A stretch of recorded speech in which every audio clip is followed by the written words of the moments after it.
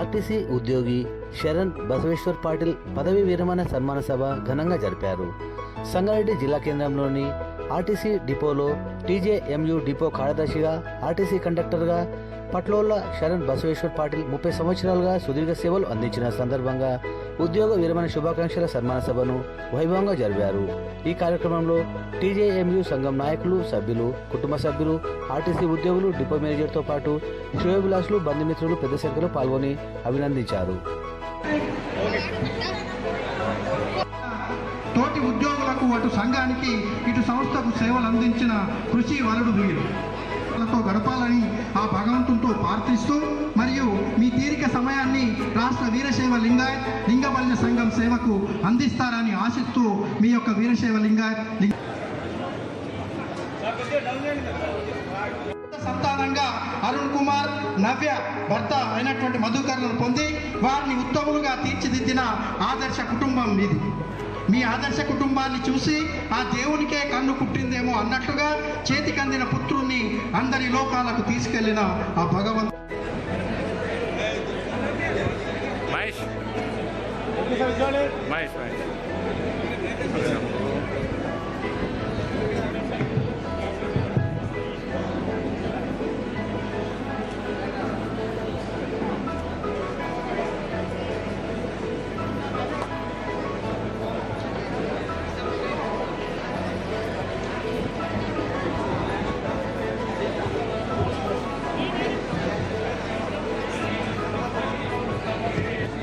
Garage stop పేర్లు చెప్పు.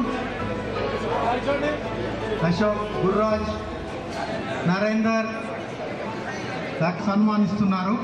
వారికి బసవేశ్వర్ తరపున ధన్యవాదాలు. వారిని అభినందించడం హనుమంత్ గారు, రాష్ట్ర ప్రధాన కార్యదర్శి, తెలంగాణ జాతీయ మజ్దూర్ యూనియన్ నుంచి ప్రధాన కార్యదర్శిగా బసవేశ్వర్ గారిని సన్మానిస్తున్నటువంటి దృశ్యం పాల్గొనాల్సిందిగా ఆహ్వానిస్తున్నారు.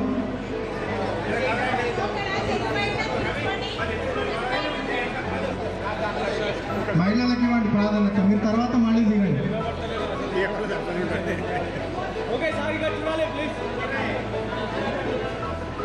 ప్రగతికి రథచక్రాలు బస్సు అయితే, సమాజానికి రథచక్రాలు మహిళలు.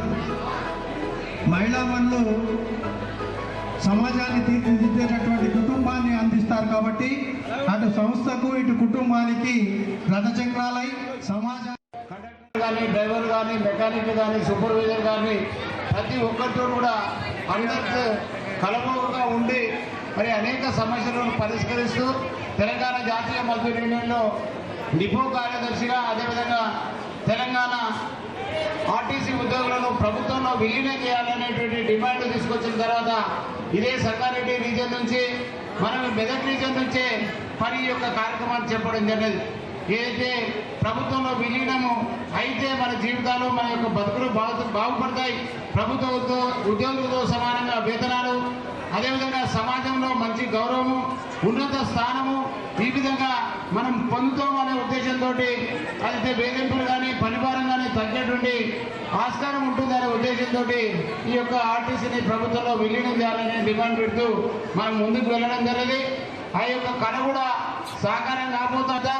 మరి బసవరాజు గారు కూడా ఈ యొక్క సంగారెడ్డి డిపో నుంచి మూర్తి కానీ, అజయ్ కానీ, మహేందర్ కానీ మరి ప్రతి ఒక్కరు కూడా ఈ యొక్క డిపోలో ఉన్నటువంటి అందరూ తీసుకొచ్చి రాష్ట్ర వ్యాప్తంగా 97 డిపోలు 2019లో మరి అందరూ కూడా ఇక్కడి నుంచి బయలుదేరడం జరిగింది.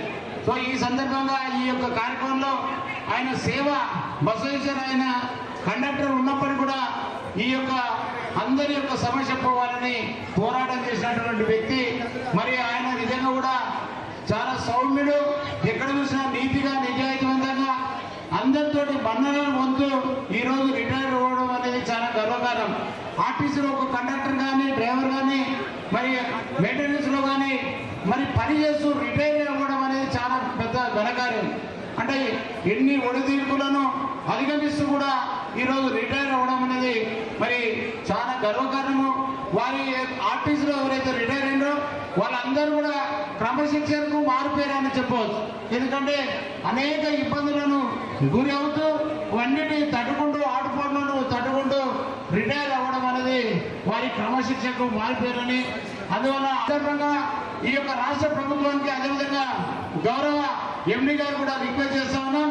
గతంలో రిటైర్ అయిన రోజే మనకు రావాల్సినటువంటి బెనిఫిట్ అన్ని అదే రోజు ఇచ్చేవారు, అదే ఆనవాయితీ మళ్ళీ ఇప్పుడు రావాలని మరి ఈ సందర్భంగా కోరడం జరుగుతూ ఉన్నది. గతంలో ఈ యొక్క ఆనవాయితీ ఉంది, తప్పకుండా ఇది కూడా మరి ఇక రాబో పీరియడ్లో కూడా మరి రిటైర్మెంట్ అయిన రోజే అన్ని కూడా బెనిఫిట్లు ఇవ్వాలని ఈ సందర్భంగా ప్రభుత్వాన్ని అదేవిధంగా యాజమాన్యాన్ని కోరుతా ఉన్నాం.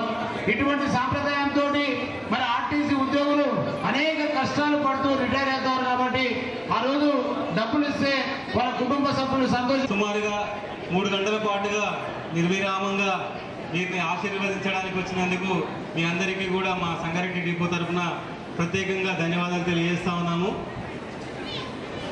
ఈరోజు ఇంత ఘనంగా నిర్వహించుకున్నటువంటి ఈ కార్యక్రమంలో ఎంతోమంది బంధుమిత్రులు కూడా రావడం జరిగింది. మరియు మా డిపో సిబ్బంది కూడా ఎంతోమంది వందలాదిగా ఈరోజు రావడం జరిగింది. ఇట్టి కార్యక్రమాన్ని ముందుగా మాట్లాడదాం అనుకున్నాను, ఎందుకంటే అప్పుడు సమయం లేదు కాబట్టి చాలామంది ఇంకా రావాల్సింది కాబట్టి అప్పుడు మాట్లాడలేకపోయాను. కానీ ఇప్పుడు అందరూ కూడా చాలా డిస్టర్బెన్స్ మోడ్లో ఉన్నారు. ఎందుకంటే ప్రోగ్రాం అనేది ఈ విధంగా